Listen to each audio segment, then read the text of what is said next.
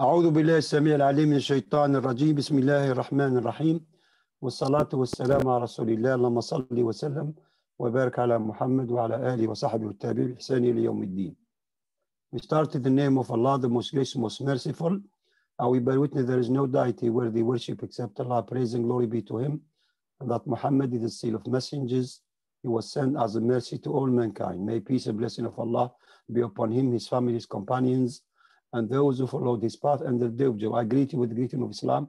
Assalamu alaikum wa rahmatullahi ta'ala wa barakatuh. Peace, brothers. Peace and blessing be upon you, our brothers, our sisters, our viewers, and brother Asad Zaman, who is our guest for tonight, inshallah, for this A2Z show after a break of a few weeks in the month of Ramadan, which has passed very, very fast.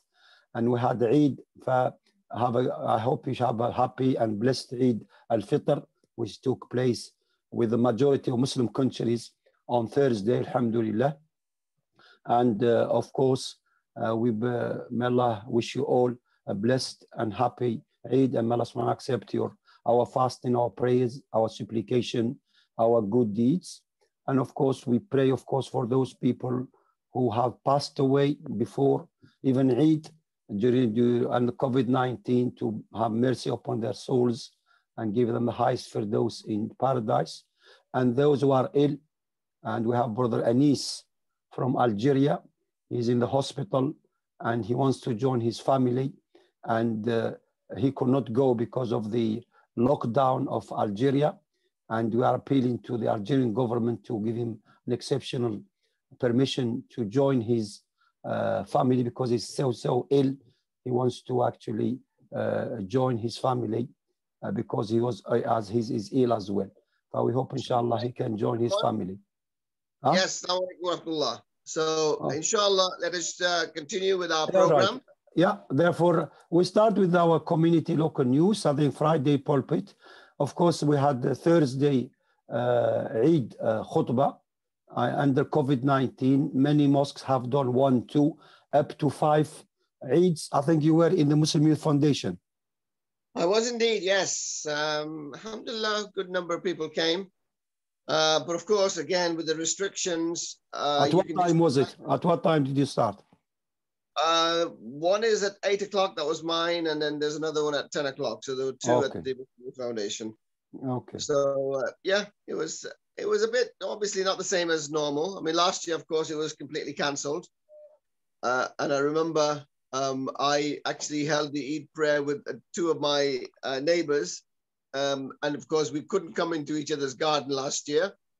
So I was in my garden and the other families were in their own gardens, like 3 houses together. So that was quite an interesting one. But this time, of course, at least, alhamdulillah, we managed to do it in the mosque.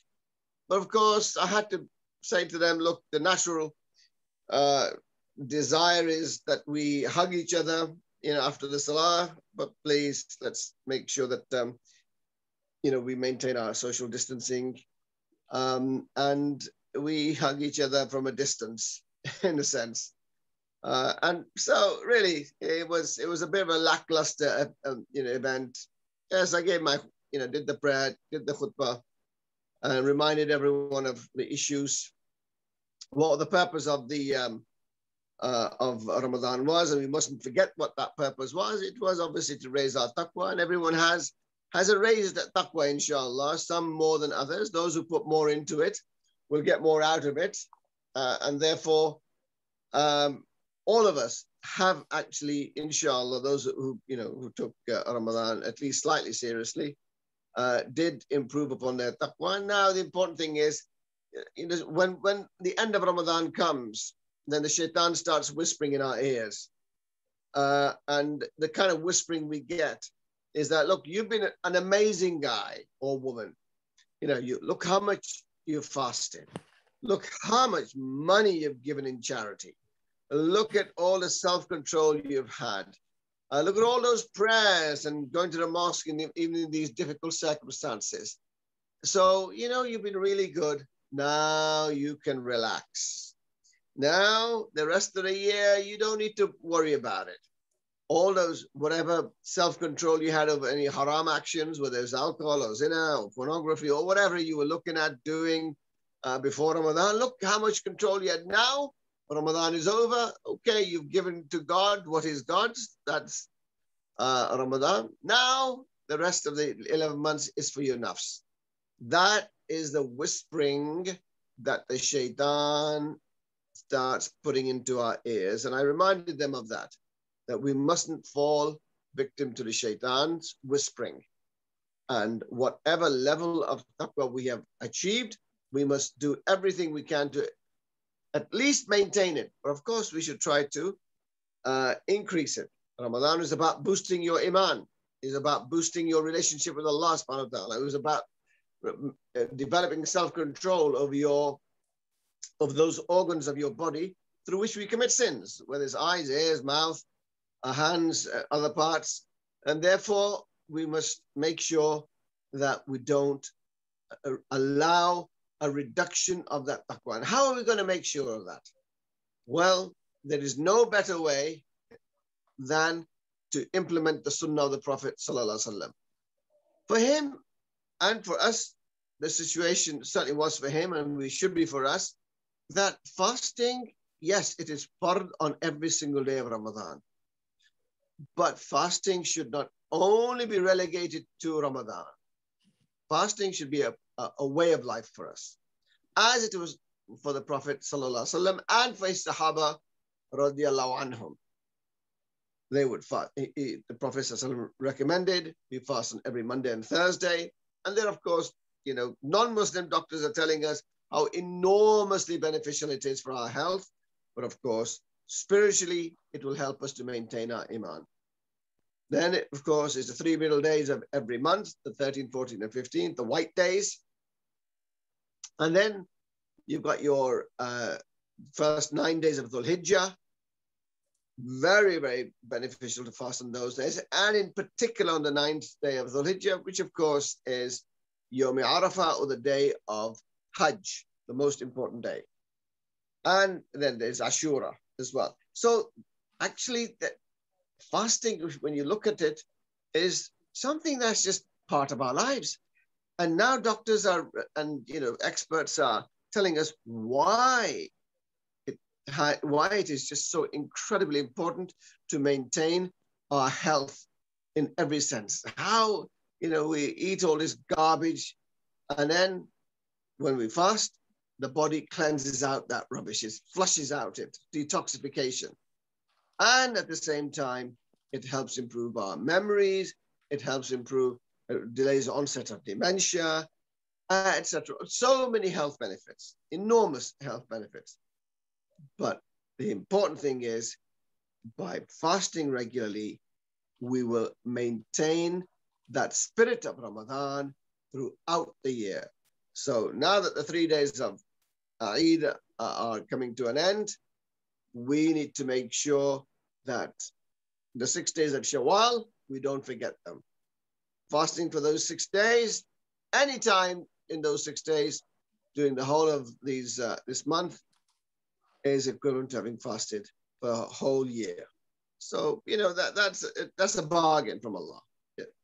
Fast for 6 days, and you get the whole year's sins forgiven. Amazing, absolutely amazing. So let's use those. And I also reminded everyone of the pressures globally and locally that the Ummah is suffering. And, we shouldn't be despondent and frustrated and depressed about this, because Allah subhanahu wa ta'ala has already warned us. This dunya, you are going to be tested. And the test is there to show Allah who is truthful and who's a liar, who deserves Jannah and who does not. That's the whole point of the test. So being tested is part and parcel of being human. And so long as we understand it in that context, inshallah, we will pass every single test with sabr and with steadfastness. So let's always understand this. And I also reminded them that what Ibn Kathir says, that Allah subhanahu wa ta'ala tests those whom he loves. And how? Well, the toughest tests are for the prophets of Allah, those who are closest to Allah.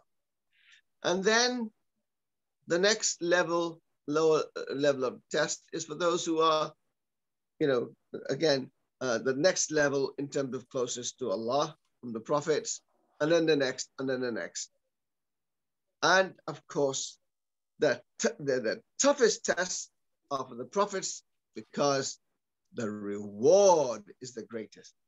The harder the exam, the greater the reward. And therefore, the tougher the test, we should say Alhamdulillah and be very, very steadfast with sabr and accept it from Allah. Alhamdulillah ala kulli hal. I thank Allah in every condition. So that way you remove all your frustration and you do all you can to remove your affliction. And then you say, Tawakkal ala Allah. I leave the rest to Allah. And so even in these very, very difficult times, and we can see, we'll be talking about Gaza and Al-Aqsa a little bit later on. But these are tough times. And we see those terrible images of, whole families being wiped out with the most deadliest of missiles, which are made for the battlefield, but which are being used in residential areas. Clearly a war crime. And we see these war crimes now happening on a daily basis. But if someone is above the law, they can get away with it. Only in this world.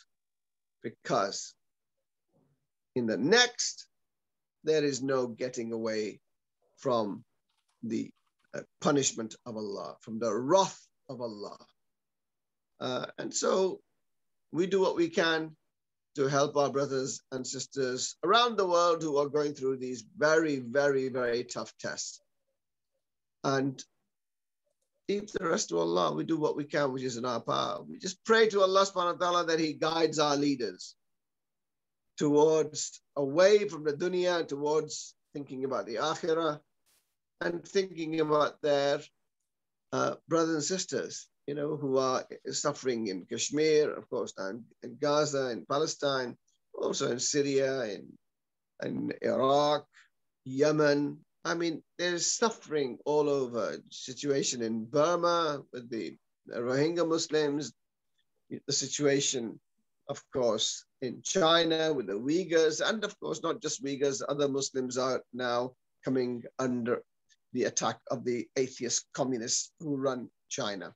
So yeah, it's a depressing scene, but we mustn't lose hope. This is a short life.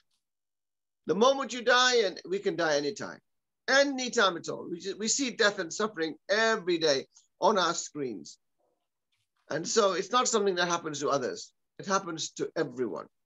And the moment we die, khalas, the game is over.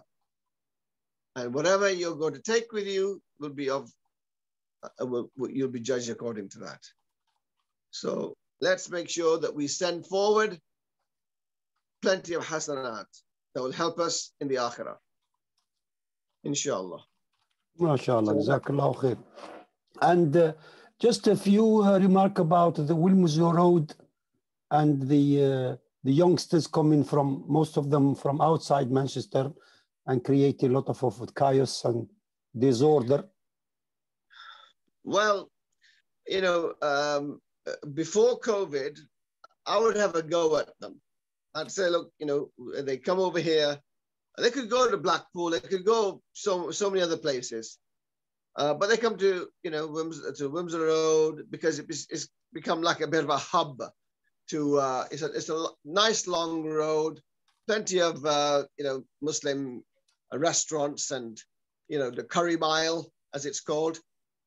And they just, hire these expensive cars and show off to each other and to the girls around them. And many of them even get drunk. They drink alcohol, and it's a very sad scene.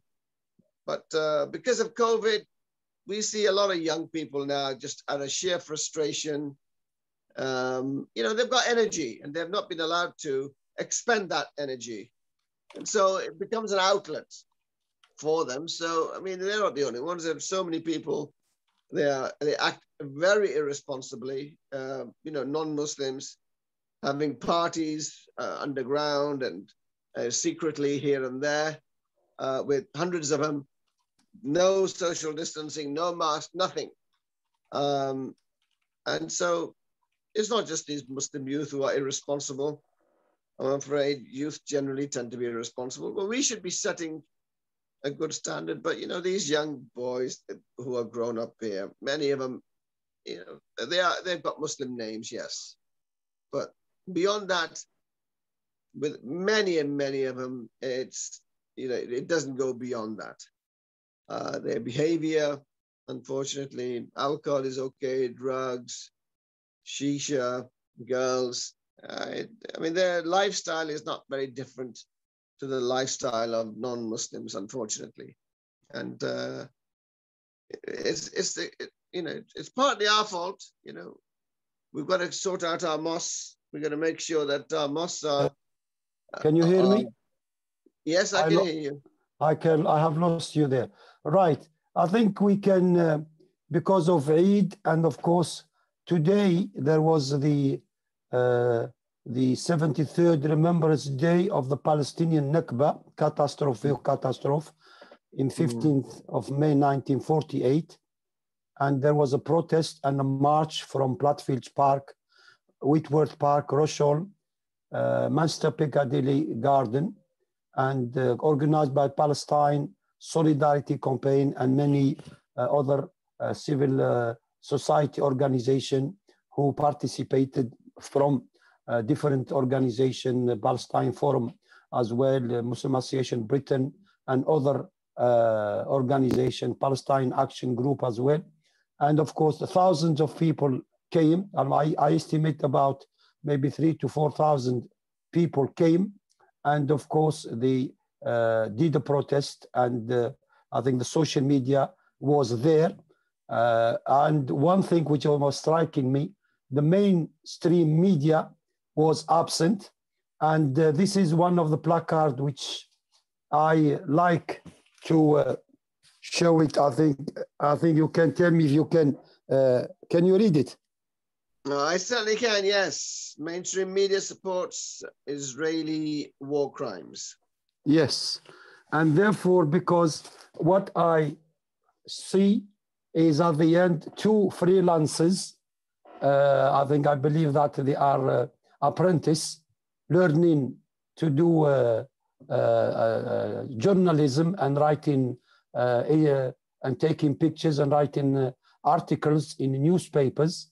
One was a freelancer, he told me, and the other one was from Mancunian Matters, and he took a statement, and he promised me something, and he sent me a statement which this from the Muslim Association of Britain, statement on Israel violence in Jerusalem, and quite amazing.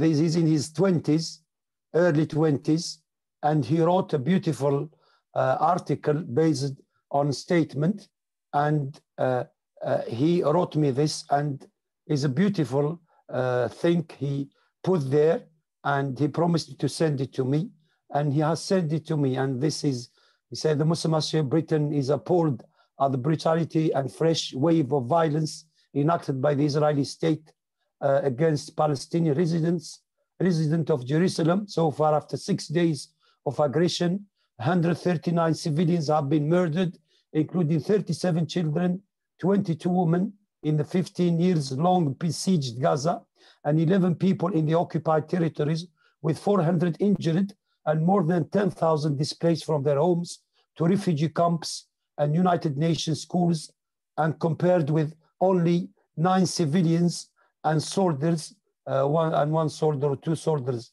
from the other, and 150 injured from the other side of Zionist occupation army. During the night aerial attack, they have targeted residential blocks, flats, media tower. The latest was the Al Jazeera and the ABC News Corporation, and banks, and even refugee camp as well. Over the past week, Israeli forces have engaged in human rights abuse and crimes against humanity against the Palestinian civilians, threatened displacement of their homes, prevented them from accessing their places of worship, attacking peaceful protesters, and killing innocent people in and around Palestine, in the under siege Gaza, and in the occupied territory.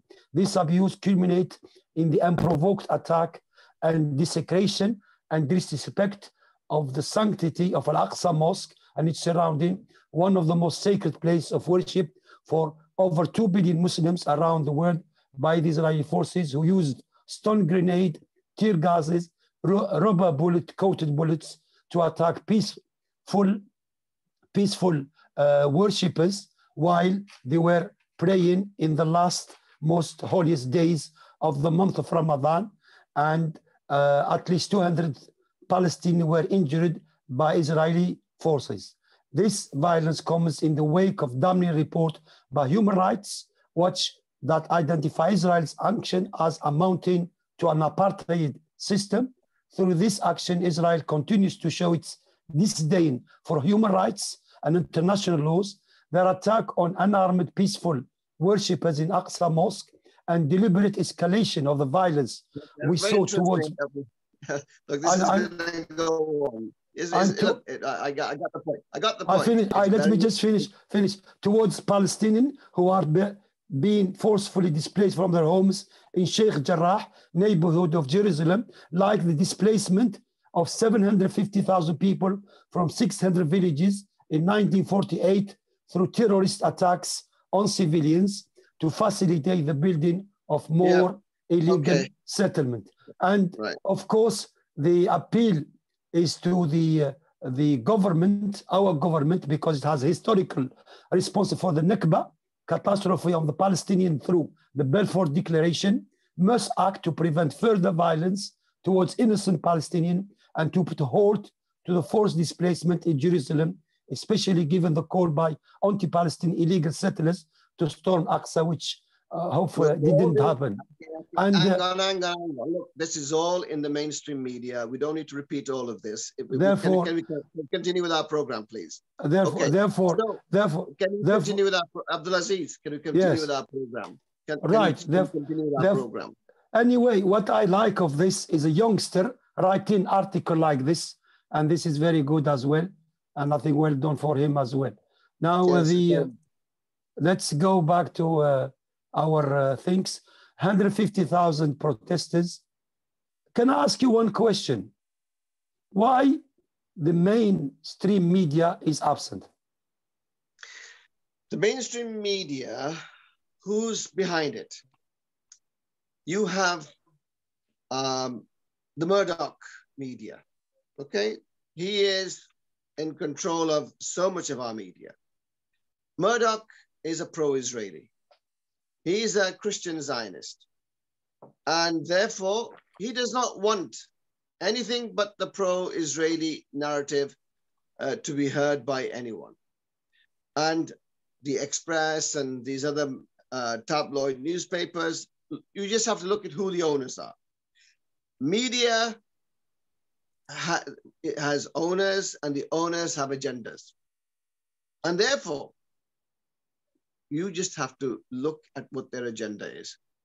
And if it's a pro-Israel agenda, well, of course, you know, anything that it goes against Israeli interests, they will not be interested in covering it. And therefore, why should they cover something that goes against their agenda, their interests? And, you know, and you look at the corporations, these big corporations, especially the American news media, is, well, completely controlled by Zionist elements. So, you know, this is the reality. This is not just some kind of conspiracy theory or whatever. You just have to look at who the owners are and what their politics is, and it's obvious. British media is heavily influenced by Zionists. It's not completely owned by them. And therefore, again, their narrative is going to be given greater priority. So that's, in a nutshell, the reason. Okay, in a nutshell, that's the reason. That's why we need our own, do you think that that's why we need our own media to push our narrative, and social media is a great way of doing it. But now, do you think that, do you think that they can censorship, like, because now they are talking to Facebook and Instagram and Twitters to stop this kind of propagating the information and the support for the Palestinians as well? Do you think they can actually control the social media?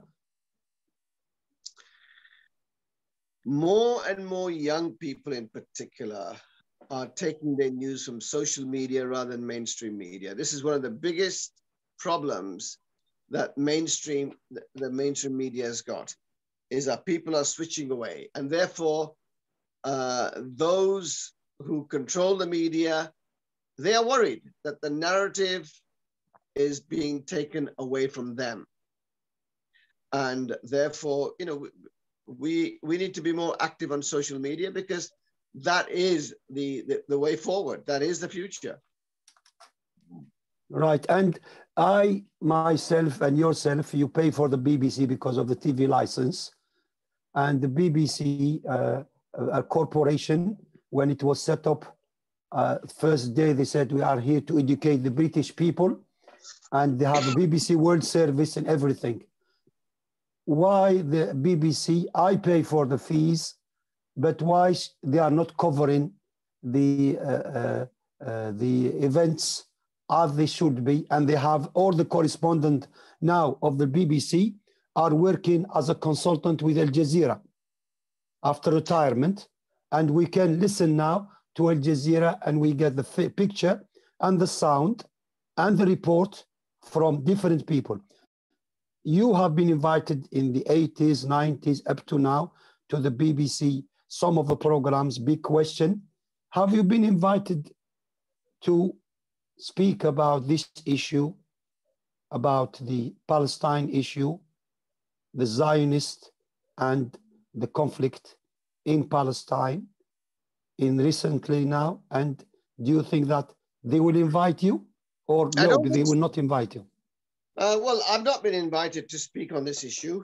Perhaps they feel that I'm not appropriate.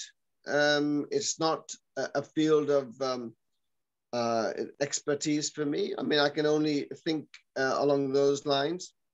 And perhaps they've got other people who can speak more eloquently on this issue. I mean, if I was an expert on it, then I could certainly make them aware that I'm available, and perhaps they would invite me, but no, they haven't. That might be one of the reasons why. Who knows? I've not actually been watching mainstream news anyway. I only watch selected stuff. I don't watch. Are you relying more or less on social media more now? Much more, far more. And also particular news reports, whether it's Sky News, whether it's BBC, whether it's Al Jazeera or anyone else, on specific segments. I try not to watch, the whole thing. I don't have time for it.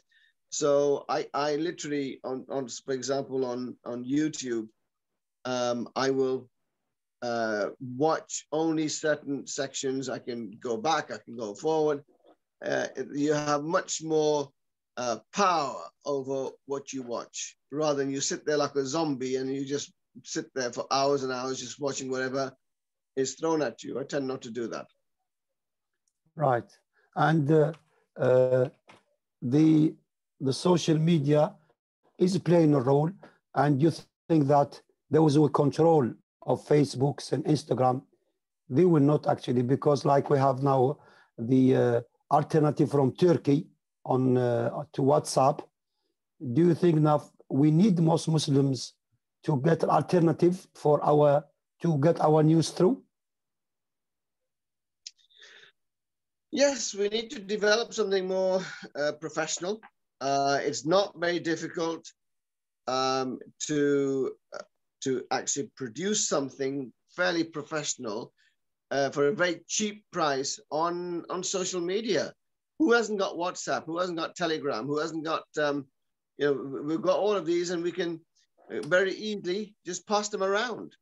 And it can, get to a huge audience in a very, very short time. You can have, one person, I receive it, a news item, and I think this is interesting. It doesn't take very long, seconds, for me to send it out to 1,000 people. If one person can send it out to 1,000 people within a matter of seconds, well, what about each of them? They've got their own WhatsApp groups and Telegram groups and all the rest of it. And so within a very short time, you've got millions of people who've watched that. So yes, okay. Social media is very powerful. We need to use it. Very powerful. And regarding apprenticeships in the media and more Muslims to choose as a career in the media, whether the TV and or written or the social media as well. Do you think, how can we encourage youngsters, our Muslim youngsters, to go to the media? From a very early age, we need to stop saying doctor, accountant, lawyer. These are the sort of things that we are pushing them towards because we feel that there's prestige and money and all that in these. We need to diversify. We need to encourage them towards going into the media.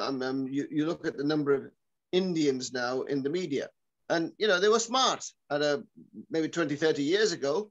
They realized, okay, we've got enough doctors, we've got enough accountants. These people don't have that much influence in society, but who does? People in the media. They have influence in society, and we see them in the BBC now in prominent positions. Also, of course, politics, that has plenty of influence. And we see, Indians who are a very small minority making headway in, how many are there Indians in the cabinet are there? And quite a number, certainly far more than the percentage of Indians in the country. So, and those Indians, especially the Hindus there, they've taken a leaf out of the Jewish book. And the Jews realized media and politics are two, and of course business, these are three main areas to encourage our children to go into. And they've done it. And, they are big in business, they are big in the media now, and they're big in politics, way beyond the percentage of their population. And therefore, you want people to come out of this, accountants, medical doctors, because the media is part of da'wah, isn't it? Very much so. And of course, media is how you create your own narrative. Media is how you tell people, your side of the story. I remember I had a meeting once with the head of religious programming in the BBC. This is a few years back. And, I complained to him that there's a lot of, Islamophobic stuff in the BBC and other places. And how can we, bring about a change in this? He said, become script writers, become producers and directors, get into the media, get into the BBC and start becoming editors. And then, go up. He said, that's how you're going to do it, by getting into the media. Don't leave, don't just complain from outside.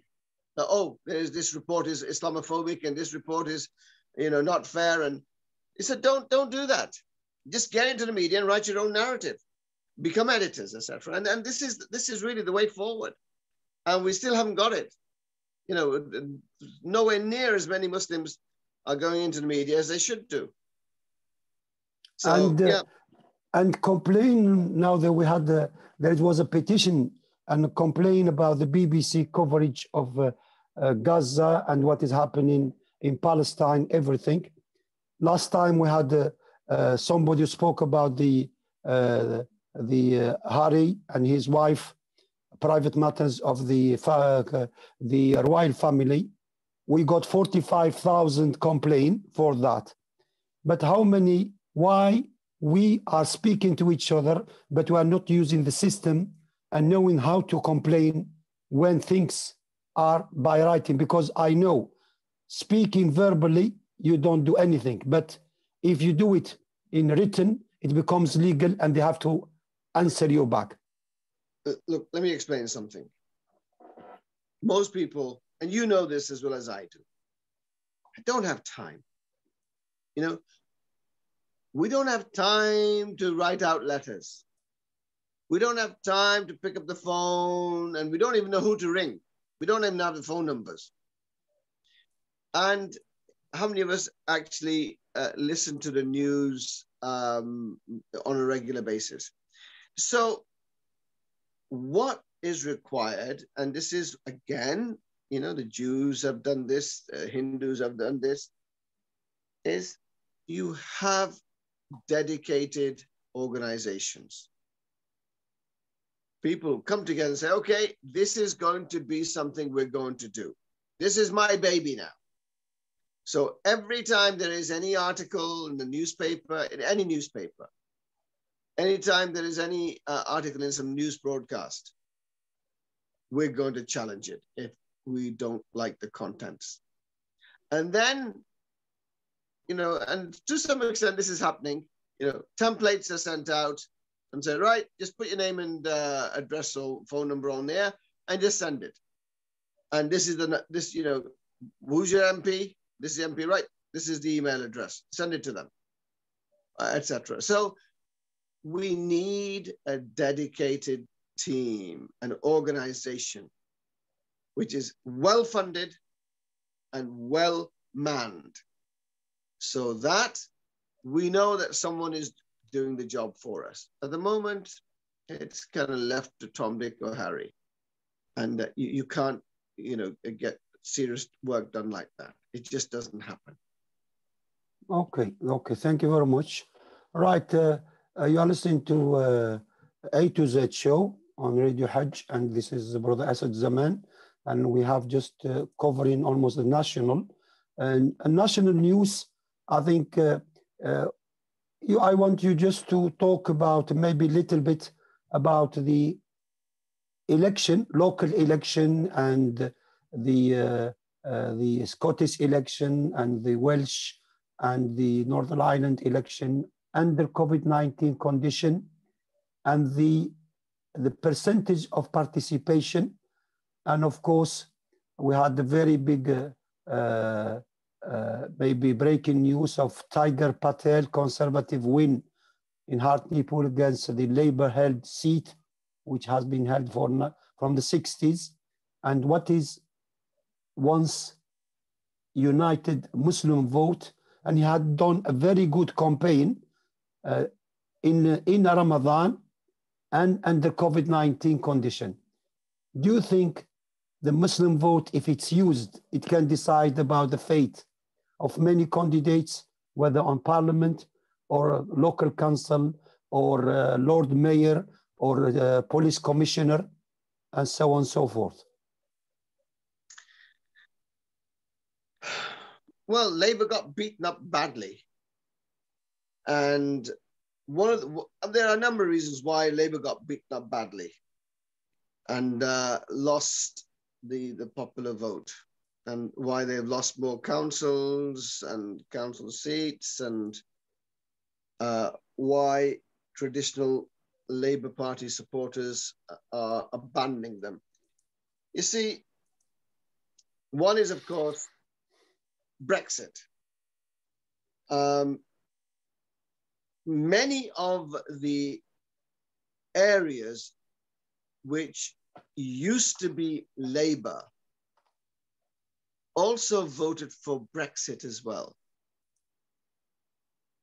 And because they voted for Brexit, And because Boris Johnson has delivered Brexit, that's why Labour, and of course, Labour did a terrible job of, I mean, you know, Corbyn has his good aspects, but also he was hopeless, absolutely hopeless when it came to Brexit. He just couldn't make his mind up. Do I want to stay in? Do I want to stay out? You know, the electorate wants to hear something very, very clear. And he absolutely miserably failed in getting the message across. Whereas Boris Johnson was very clear. I want out. And, you know, and he lied, of course, about 350 million or, you know, a week going we should be going to the NHS, but it's going to Brussels and all the rest of it. There's a lot of lies there, no question about it. But the message was clear. And Labour lost, they just got disconnected from the public. And if you don't listen to the public public won't support you. And that's what happened. And now again, you know, Boris Johnson delivered. He said, I'm going to get Brexit done. He got Brexit done. And of course, the situation with COVID, releasing billions and billions of pounds to the public to keep people alive. Labour couldn't have done much different. You know, they can't complain. So yeah, there's been a lot of things going in, you know, in their positive in their direction. And of course, I think Keir Starmer is not a very popular guy as well. You know, the new Labour guy head, he's not very popular. And he's not got his message across clearly at all. And so the electorate is not impressed by him. So yes, too many things were going in the direction of the Conservatives. But of course, that doesn't mean it'll stay that way. Yeah, it could be a temporary thing, but it could be another 10 years before Labour gets back into power. And that's something extremely worrying for Labour, because they've hardly had much experience of power since Margaret Thatcher came into power back in 1979. So from 79 to till now, how much, you know, how much power has Labour had? Just the period of Blair. And why did Blair get into power? Because he turned to the right. See, Britain is not a left-wing country. It's not it's a conservative with a small c. And so their natural tendency is always towards the Conservatives, as long as the Conservatives don't mess it up. So, you know, big businesses with them. And I suppose one of the things that those who support Labour are thinking is, well, the Conservatives are in power. Labour is not going to get in power for a long time. And therefore, if we vote Conservative, we're likely to get more money and become richer as well. And our, you know, councils will become richer. This is the thinking. So, yeah, there are many reasons why people have headed towards the Conservatives and abandoned Labour. Anyhow, let's see what happens in the future. Okay, mashallah, jazakallahu khair. And do you think about the SNP, if they make an alliance with the Green, they will go for another referendum, although the Conservative and the Labour are against? I suppose because the SNP didn't get the overwhelming vote that they were hoping for, that kind of weakens their case. But yeah, Boris Johnson is going to do his best not to break up the UK. But the way things are going, you know, give it another 10 years, maybe less, you may well have a divide and rule. You know, there's the same policy that Britain has been practicing all over the world, divide and rule. may well happen to Britain, where Scotland certainly does not, I mean, there's a split in Scotland, roughly 50-50, those who want to stay and those who want to go. But one thing is for sure, the majority of Scots wanted to stay in the EU. They voted to stay in the EU. And of course, they're not happy leaving the EU when the majority of them wanted to stay in the EU. And the same goes for the Northern Ireland. Northern Ireland. The Northern Irish, they feel seriously let down. Again, Boris Johnson lied to them. They said there'll be no border. And of course, now there is some kind of border. And Northern Ireland is not being treated as part of the United Kingdom. So there's a likelihood, it's quite possible, that Northern Ireland, in order to stay within the EU, will join up with the Republic of Ireland. And so there will be no need for a border between the two. And leave the UK. And I believe the Wales as well. Do you think Wales will follow the same route as Scotland and? Yes, it all depends on the economic situation, I suppose, to some extent, because as the economic situation gets worse, and it will get worse, this situation is not sustainable. Just living on borrowed money. Just you keep pumping more and more billions to keep people furloughed when there is no work, or so many thousands of businesses have gone bust. Debenhams now today closed the rest of all their stores. It's been around for a very, very long time. Hundreds of their stores have closed. It was same went with Woolworths and all these big, big names. People are going online. They're not going, and shopping as much as they did, because it's so much easier to just go online and pick what you want from there. Banks are going bust. Banks are closing down because people are, using online banking much more. So what's the need for that? We're heading for a very serious economic crisis. And as that happens, you'll find that the UK will just completely fall apart. City centers are completely losing. The businesses are moving out of the city centers.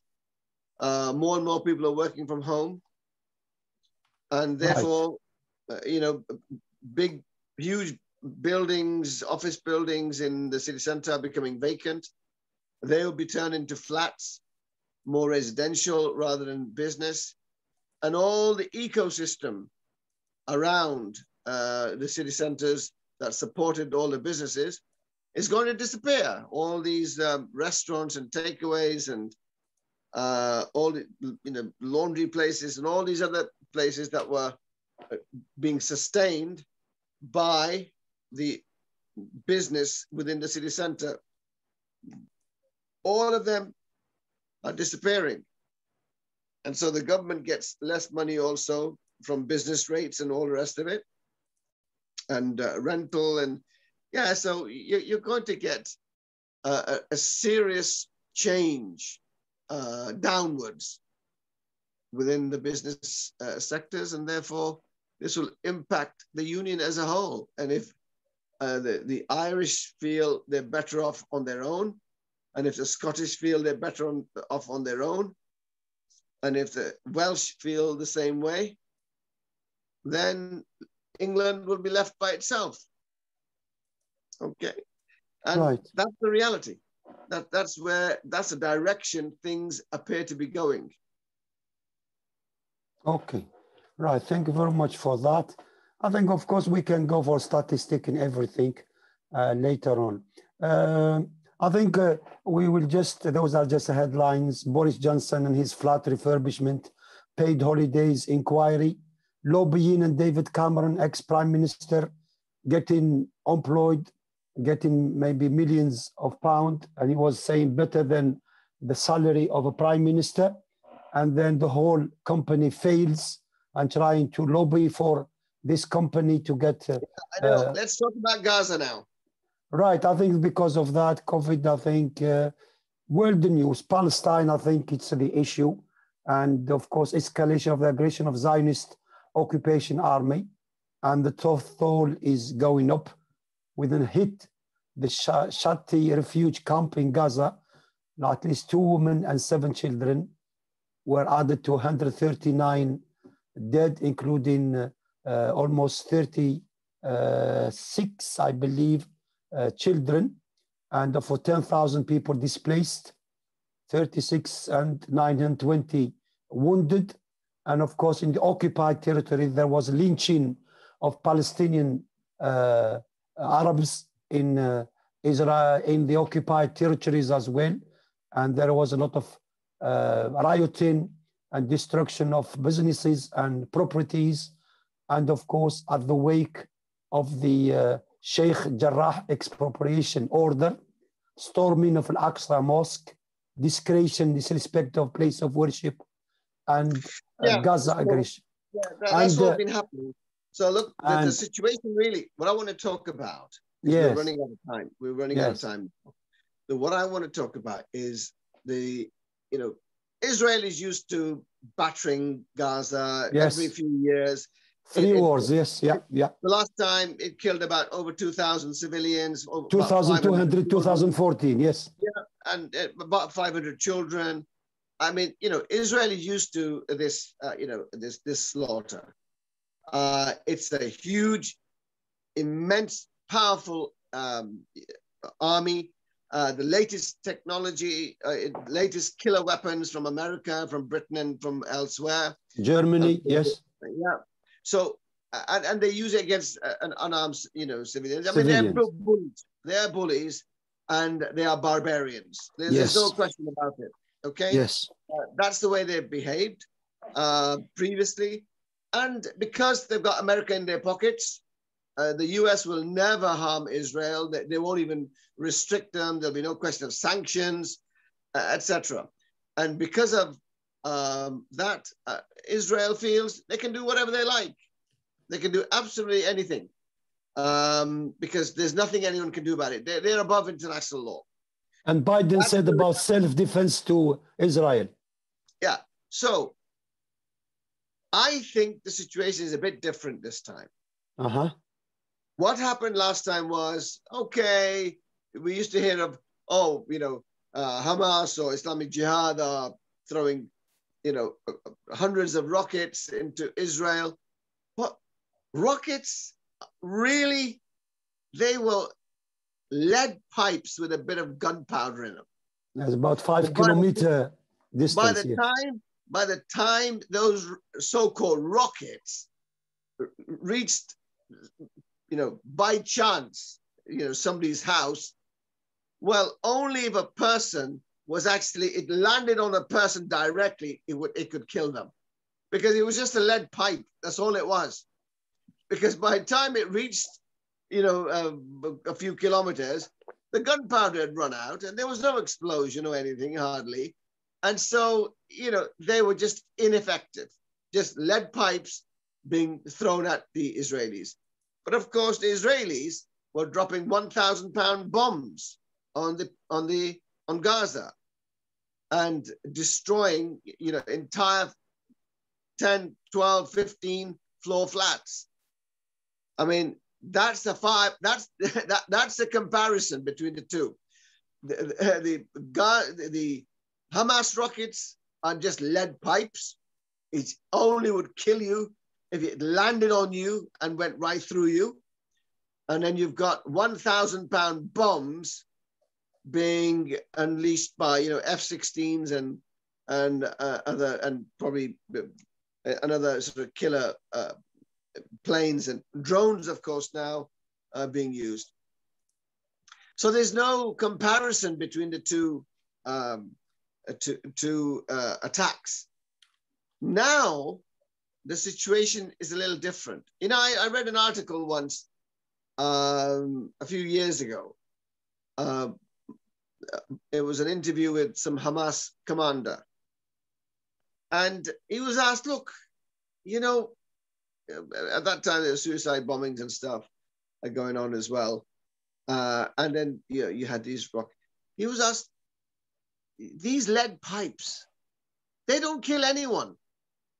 And then the Israelis use that excuse to kill you and many of you.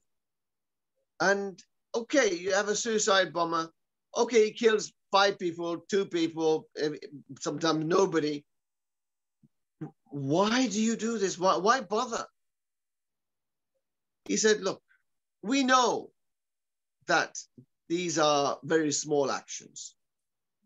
And we know what the reaction is going to be. We are giving them an excuse to really hit us hard. But what we are trying to create is a balance of fear. They have created an enormous amount of fear within the people of Gaza. The Israelis deliberately have been flying their F-16s and others, planes, very, very, very low and breaking the sound barrier. So they create a massive boom right above their heads, creating enormous fear within the children, the women, etc. And of course, this traumatizes them. And as well as all the bombings and stuff. So what we are trying to do is create a similar level of fear within the Israeli population that they are doing to us. Now, there weren't, okay, there would have been some fear, some Israelis go into a mall and they might have feared, somebody might, some suicide bomber might sort of just blow themselves up in the mall. So there was a bit of fear, sure, at that time for those actions. And some Israelis living near the Gaza border might fear the odd sort of piece of lead landing on their heads or something, but not massively huge. However, a few years ago, recently, I would say, some Gazan men, they, on the coast of Gaza, they discovered, they dived deep into the sea, and they discovered I think World War I British destroyer fully laden with bombs, which had sunk right next to Gaza. And what they did was they pulled out all the bombs, which were still unexploded, 100 years later. But yes, unexploded, absolutely. But of course, eroded. A lot of erosion had taken place. Yes. So what they did was they pulled out all of these bombs, okay, brought them to the surface. And then they did something very smart.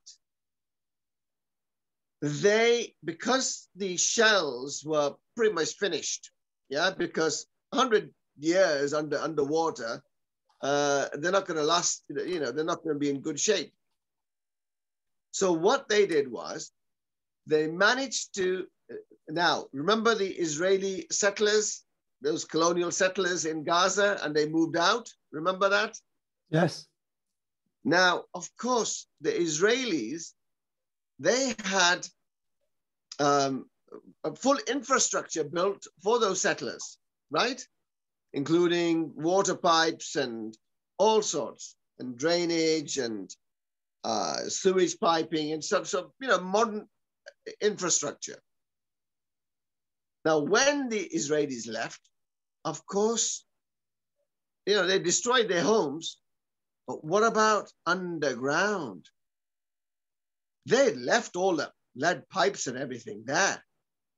So what the Gazans did, what Hamas did, was they dug up those pipes, which were in excellent condition and high quality pipes.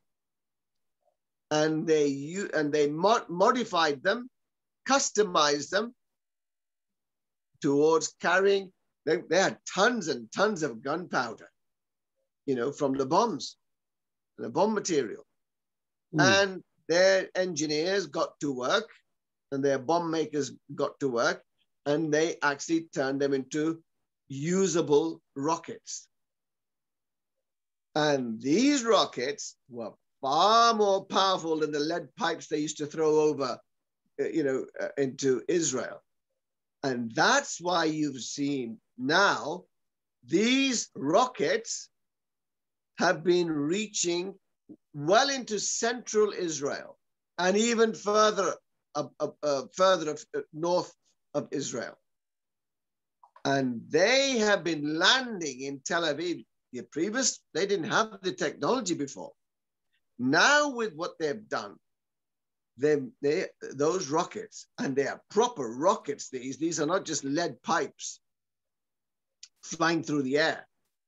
They carry gunpowder and they travel much further. Yes. And they have been causing devastation. Even Israel's Iron Dome, missile defense system has not been able to deal with the hundreds of rockets. Therefore, it becomes actually ineffective. Well, if 100 rockets are fired, almost at the same time, how many are going to be knocked out? Maybe even if they knock out half of them, you've still got half those rockets going over and landing in, residential areas, many of them, in business areas, and not many people have died because of, the Israelis, they get warnings.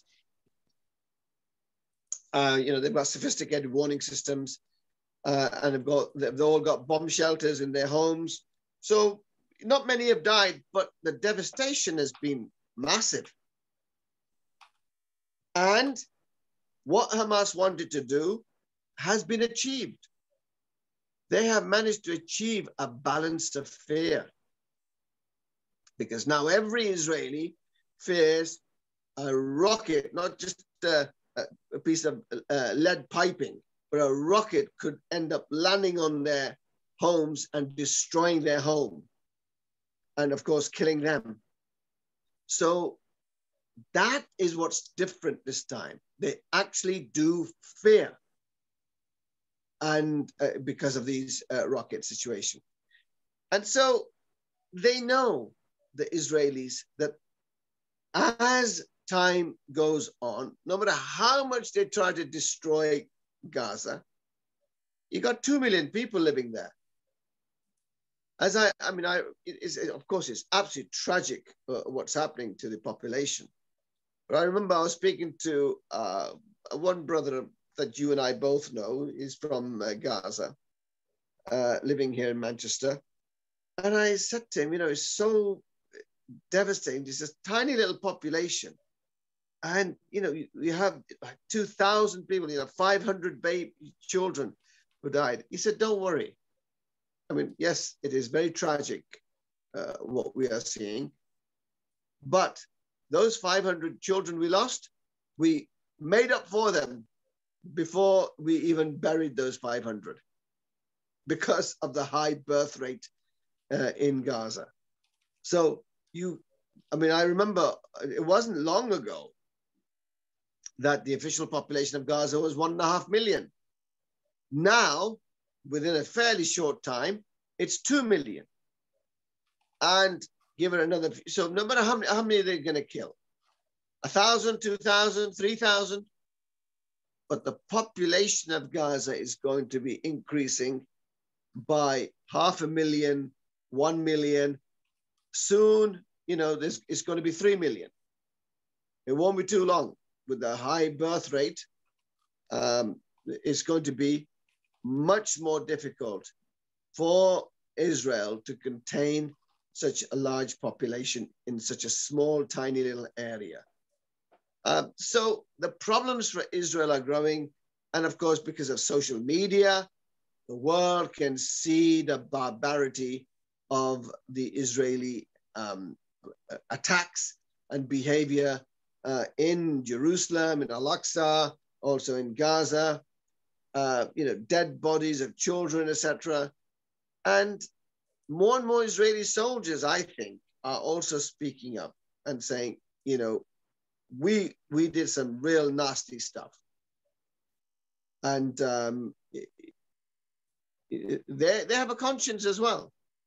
And after killing and killing and killing innocent men, women, and children, especially women and children, they, you know, a lot of these soldiers are having sleepless nights. Yeah. Okay. And there are other things which are happening in Israel. There are other things happening in Israel which are going to make it more difficult for Israel to continue with this barbaric treatment of the Palestinians. And of course, one of those things is that the ultra-religious, the fundamentalists, Jewish fundamentalists there, the ultra-religious. Orthodox Christians, yes, ultra-Orthodox. They, number one, don't recognize Israel. Yes. They firmly believe that only the Messiah can take the Jews into the promised land. And Britain, France, America, Russia are not the Messiah. Theodor Herzl was not the Messiah. And so it is completely against Jewish law for Jews to enter Israel, completely against their religion. So, and also, so number one, initially, see, when Israel was created, only less than maybe 1% were ultra-Orthodox. Now, because the secular Jews, who are the majority, their lifestyle is a typical Western lifestyle. They don't care about religion. And so they're having one, maybe two babies. But the ultra-Orthodox, they like football teams, and you know, they've got 10, 11 children in every family. And the result is that after so many decades, about 10% of Israel is now ultra-Orthodox. These people, as I said, they are completely against the state of Israel. Their men don't believe in working. They believe in studying the Torah. And they don't believe in joining the military. So that becomes a major, major problem for Netanyahu and for the Israeli government. And so you can see, give it another 20 years, that the situation in Israel will rip Israel apart. It will tear Israel apart. And it can only weaken it.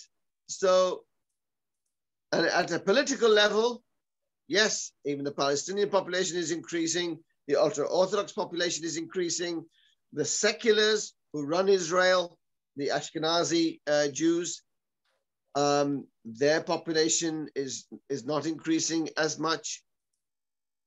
And so the result of all this is going to be a weakening of Israel as a state. Even though they've got this, you know, huge army, I think probably the world's largest army, since everyone is a member of the army, everyone over 15. I think is it 15 to 55? You're a member of the army. Because of a national service, yeah. That's right. Yeah, it's you know. You spoke about political, and I believe the time they have done it, they have chosen it very well. It was Ramadan, last 10 days, and Eid as well. The Biden administration, through the COVID-19 pandemic and the national, after the reign of Donald Trump as well, and the leadership, world leadership was absent. The Muslim leadership was absent. Even the Palestine Authority leadership is absent. You see now one of the survivors, because Netanyahu is, he is actually almost going out of, if he goes out of the prime minister, he will end in jail because of the corruption and all kind of allegation against him, and the court is waiting for that. Do you think he is a survivor, like Trump has been using the Capitol Hill onslaught to stay for another term, and Netanyahu is using this war, so-called, he called it war, and of course it's against civilian most of the time, and he is using this conflict to stay as a prime minister. Almost he has 15 years in this position. And well, this is it. Yeah, absolutely. No, what you said is absolutely, I mean, so many commentators said exactly the same thing, that, look, why now? Why this unprovoked attack on Al-Aqsa? yes. What is the purpose of this? And this, look, there's a bigger picture. On the one hand, of course, the bigger picture is that, they want to, East Jerusalem, like West Jerusalem, they want to remove all the Arab population, destroy Al-Aqsa Mosque, and build Solomon's Temple. That's the bigger picture. And so expel all Arabs, all Palestinians from East Jerusalem. And that's what, Sheikh Jarrah is about. It's about depopulating East Jerusalem with its, Arab population. Yes. So that's the bigger plan there. Why do it now? Well, he's got the court appearance. He could end up in jail. He's made it clear he can't form a government, so he's just an acting head of state at the moment. And so this is his political maneuver, a very expensive and very risky one for him, because it can go either way. And one of the problems now he's facing, he didn't realize perhaps that it was going to turn this bad against him. One is everything has been captured on camera, and the whole world is seeing it straight away, and they are seeing apartheid in action. It's so blatant, apartheid within Israel, and the discrimination of Palestinians is so blatant, and it's there. They can't hide it. They can't control the narrative. Social media has blown that for them. So the other thing that actually the Israelis are really afraid of, they'll go about Gaza. They know they can flatten Gaza anytime they want to. Yeah, they've got the military, and you got an unarmed population, and even Hamas with its hundreds of thousands of rockets, it's not having much of an impact, as of course the Israelis are in Gaza. What worries the Zionists in Israel right now, and the government will be worried about this, is that the Israeli Arabs, okay, who are supposed to be equal citizens, but of course are definitely not equal in any way at all, who are supposed to be equal citizens of Israel, although they're 20% of the population, I mean, the population of Israel is about 10 million, and the Arab population is about 2 million. So it's 20% of the population there is now, especially in those cities where it's mixed, like Lod and what have you, they are now, that relationship between the Arab and the Jew, even though they've been living right next to each other for decades now, is now breaking down. And the Arabs are not afraid to take on the Zionists. And this, and you can see the Israelis are destroying Palestinian shops, and no doubt the Palestinians will be replying in kind as well. And so you've got Arab and Jew sort of, or Zionist, fighting within Israel with each other. That really does worry them, because obviously 2 million is not 2,000.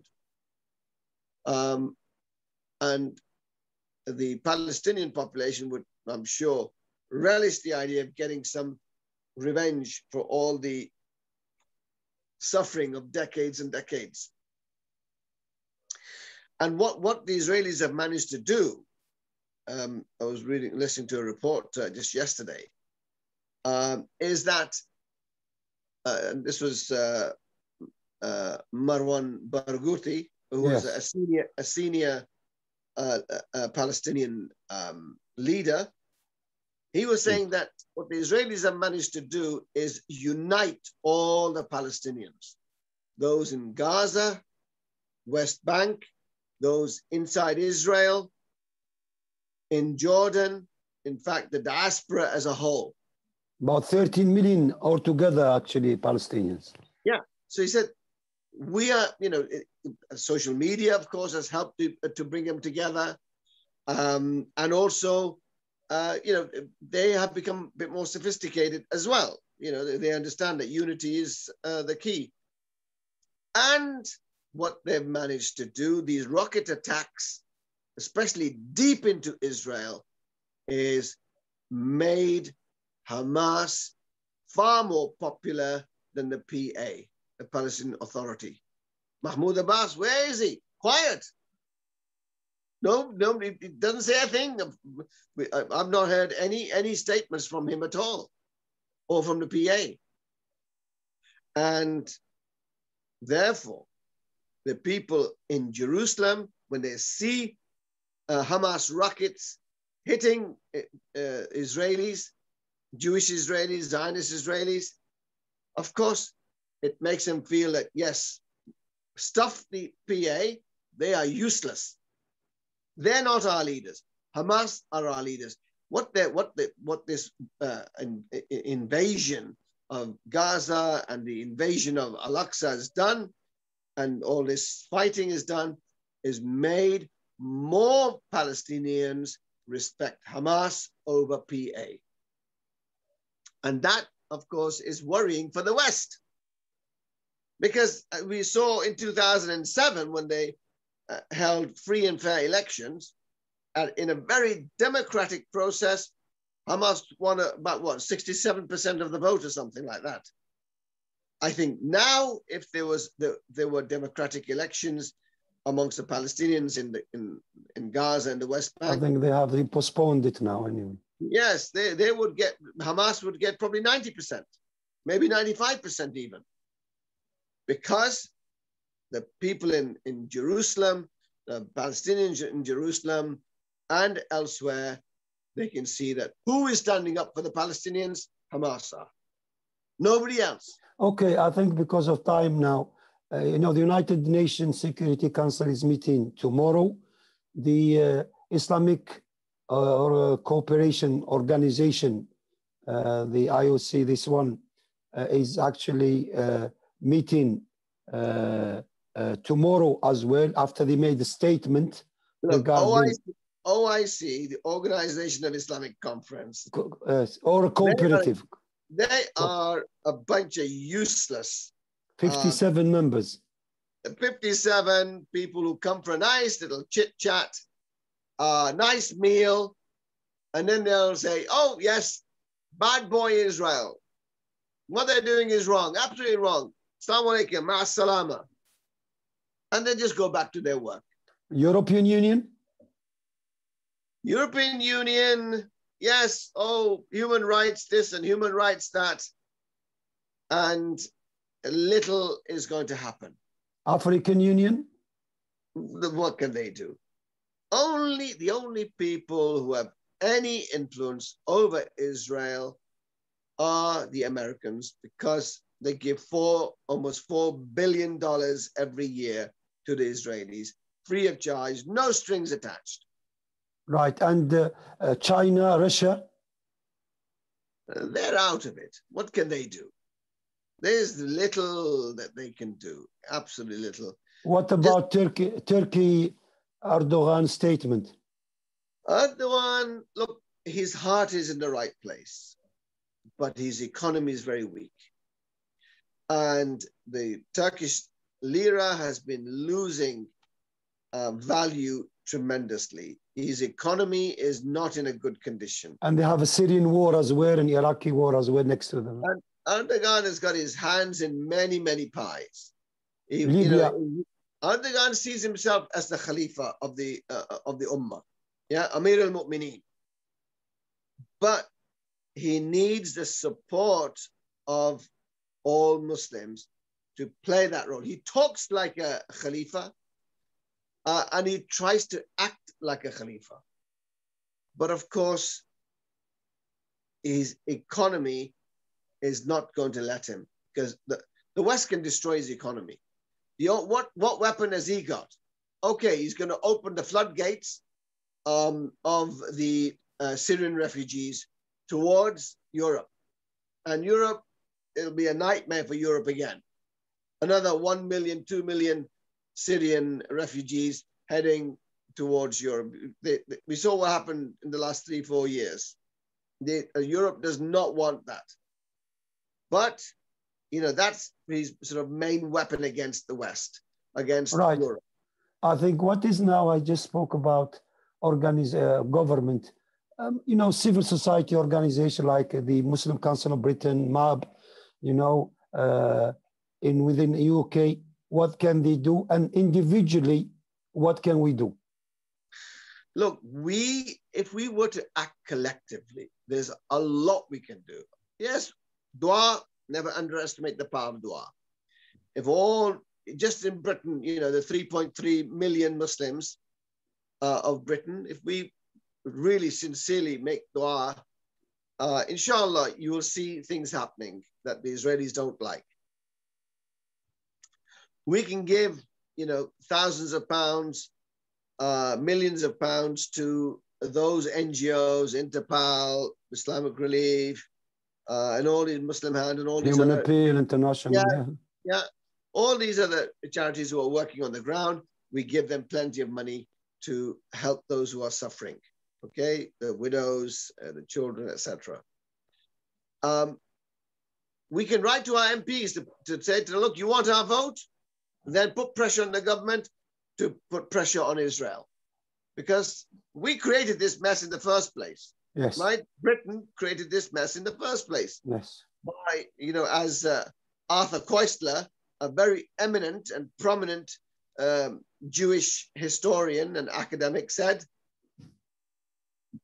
what happened, the Balfour Declaration, he said, was a declaration in which one nation promised a second the country of a third.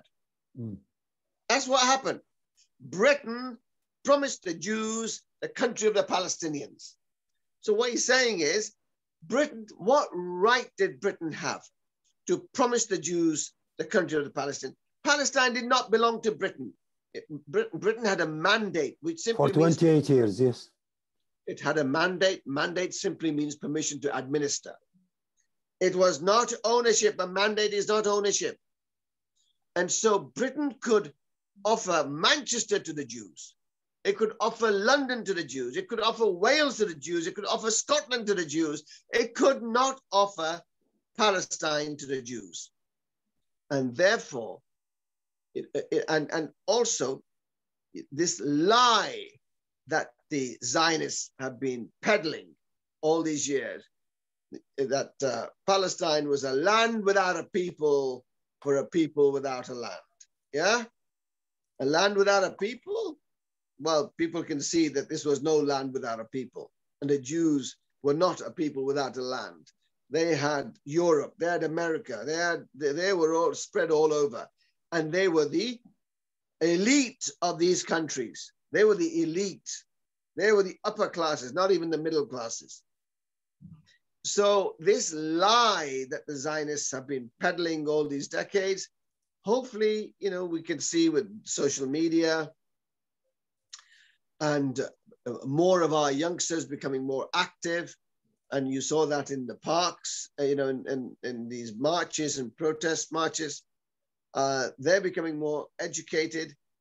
You see, the Zionists thought after 10, 20, 30 years, the Palestinians will just get used to living in Syria, in Egypt, in Jordan, wherever they are, in Lebanon, and they will just get on with it. And thank you very much. They won't bother about, coming back to their place of origin in Palestine. Then we'll have it and we can live peacefully for the rest of our lives. It hasn't turned out that way for the Zionists. And those that they kicked out from their homes, 800,000 from people from 700 villages who were ethnically cleansed. 600, yeah. No, 800,000 from 700 villages. That's the official that I've read. And they want their homes back. They want to go back home, even after 70, 80 years or however long it is since 1947. They are not accepting that, okay, fait accompli, it's happened. But now let's just get on with our lives in all these neighboring countries.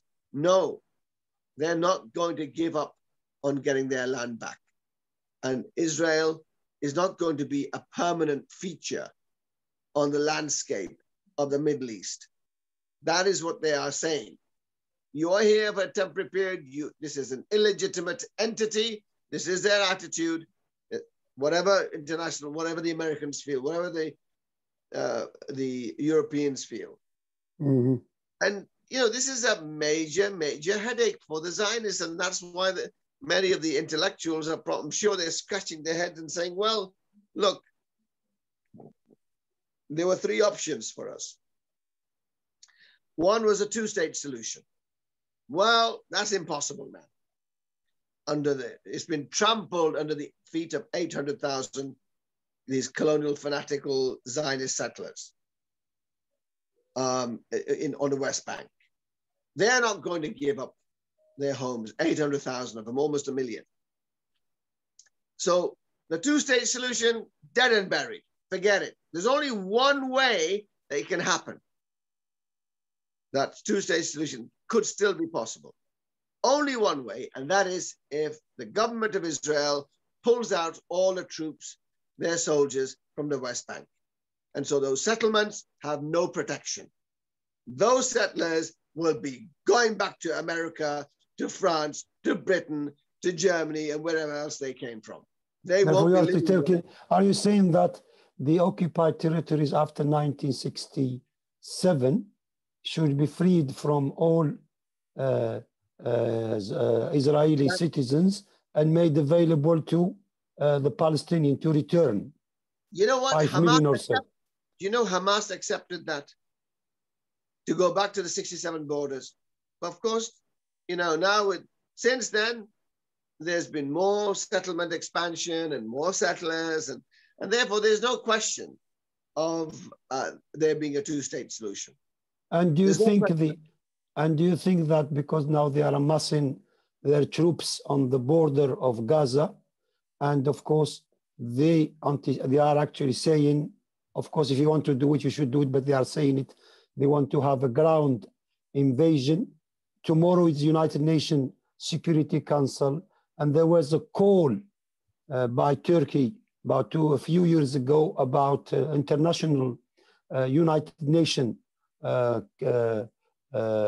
peacekeeping force to keep the two parts so this, and then open up the Gaza and end the siege from Gaza as well. Therefore, the Palestinian state can take a place, and then they can do their own election, and it will be feasible.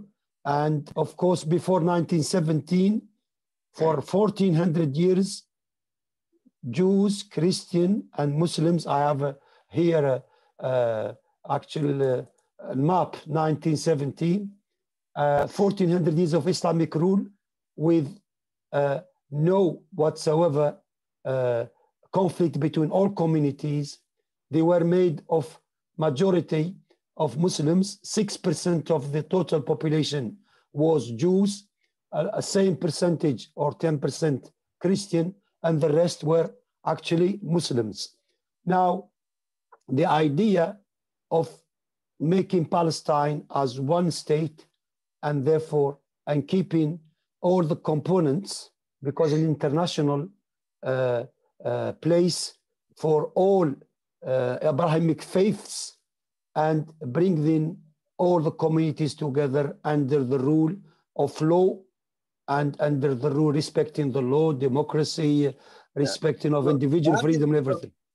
That is, so I said to you, there were three solutions. Yeah. One was the two-state solution, and a Jewish state right next to a Palestinian state with the West Bank and Gaza. That's now out of the question. The second option was a one-state solution, which is what you just said, yeah? One-state solution, one man, one vote. Yes.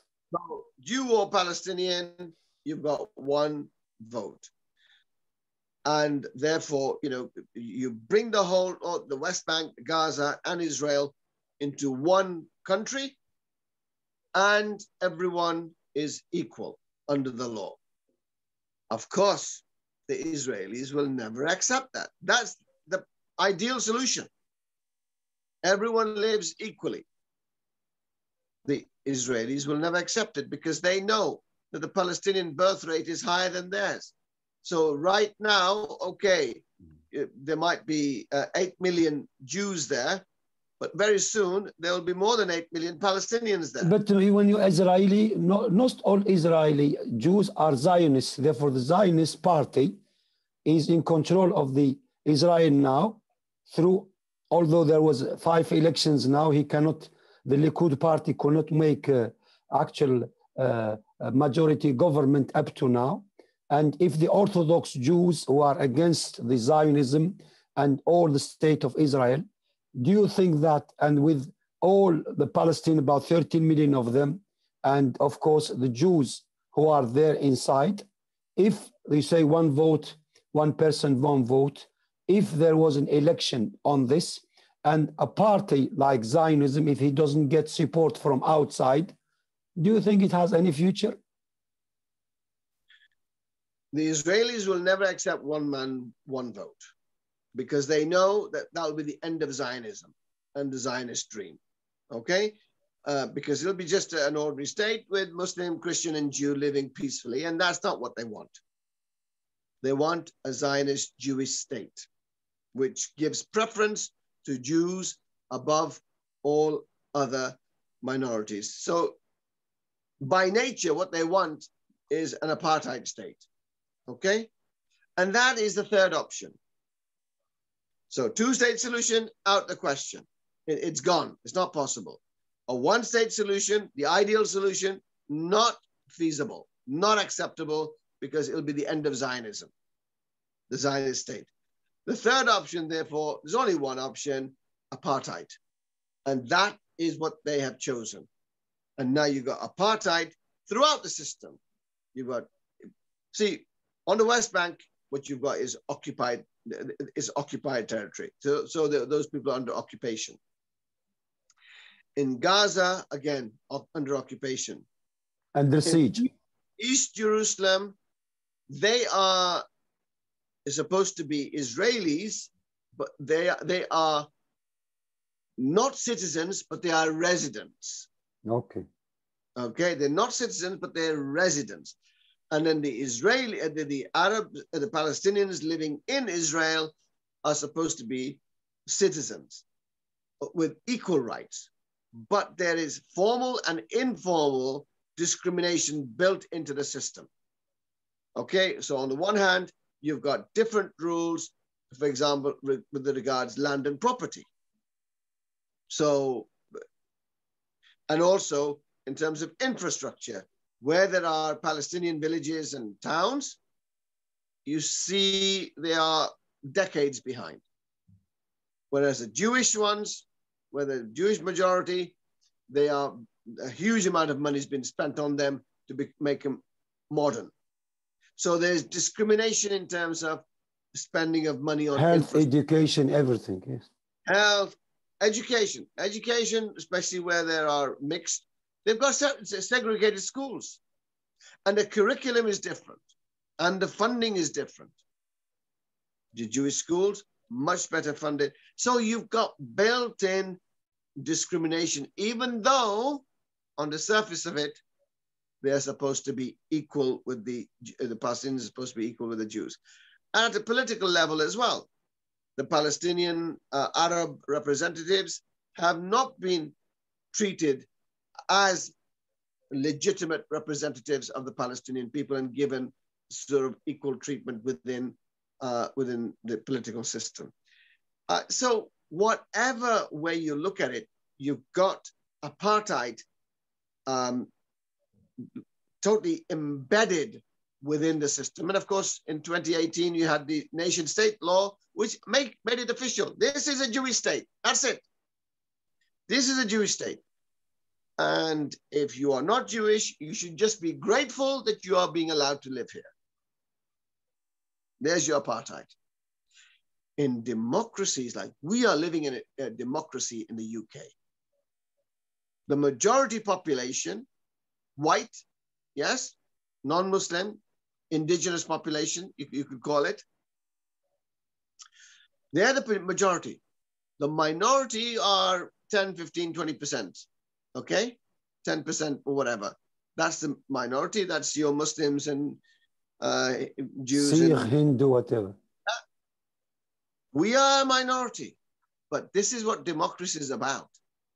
The minority must never be made to feel like second-class citizens. So the law applies equally to the majority and to the minority. If a typical white Englishman is unemployed, he gets the same amount as you or me, even though we are not part of the racial majority of this country. In the same circumstances, we will get the same amount. In funding for councils and all the rest of it, it's got to be the same whether there are a large number of Muslims there or mixed populations or whatever. That's what democracy is about. So when the Israelis say, we are a democracy, well, no, you're not. You're an apartheid system. Officially apartheid, not emotionally we're saying this.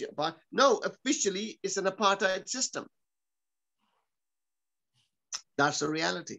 But therefore, now the United Nations, the international law, and the international community, like they created in 1948, this state of Israel by United Nations resolution, and the United Nations and the international community cannot impose a solution on the Zionist movement worldwide? Look, might is right. And right now, with America being the superpower of the world, China is trying to catch up, but still America. And only America having any real influence over Israel, and Israel being as powerful as it is, even though it's a small country, who's going to force Israel to live according to international standards and to be judged by international law when they've got America protecting them all the time? That is the problem.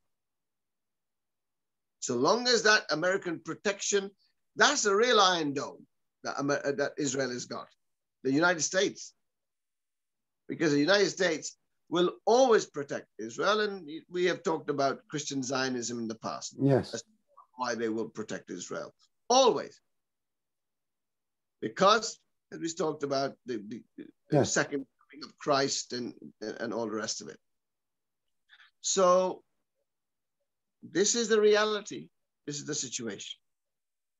And whether the Democrats are in power or the Republicans are in power, it doesn't make the slightest bit of difference.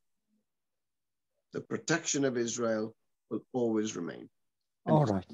I think, Asad Zaman, it was great actually to talk to you as well. And I hope our listeners will be actually benefiting from our discussion as well.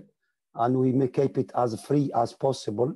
Those people who need to have an input or questions for our A2Z show for next week, inshallah, you can just email us on admin@Radio Hajj Online. And of course, you can listen to this program on YouTube and on radiohajj.online as well. It's available for you, picture and sound as well, and text as well. We try to put text, of course. And of course, this the topic will be coming back as well.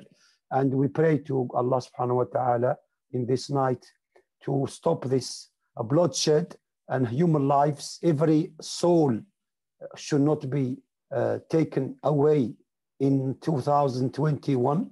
We see a Holocaust again. Have we seen it?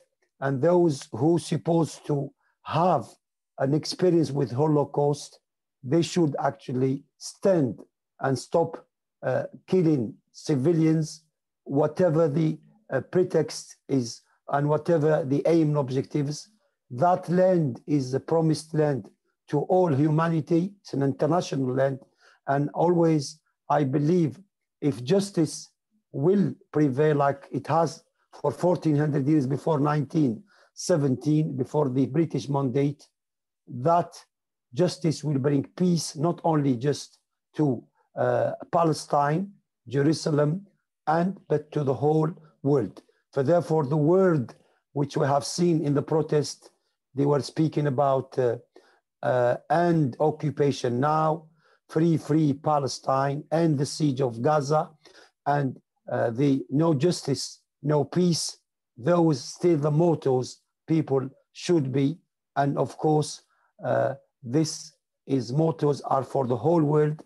And if justice prevail, I believe justice prevail will bring peace, harmony, and economic development. Inshallah. And inshallah, may Allah bless you, inshallah, may Allah accept you. We say our speech and we say, Subhanaka wa bihamdik, nashhadu astaghfiruka wa atubu ilayk. أعوذ بالله من الشيطان الرجيم بسم الله الرحمن الرحيم والعصر إن الإنسان لفي خسر إلا الذين آمنوا وعملوا الصالحات وتواصوا بالحق وتواصوا بالصبر والسلام عليكم ورحمة الله تعالى وبركاته. وعليكم السلام ورحمة الله.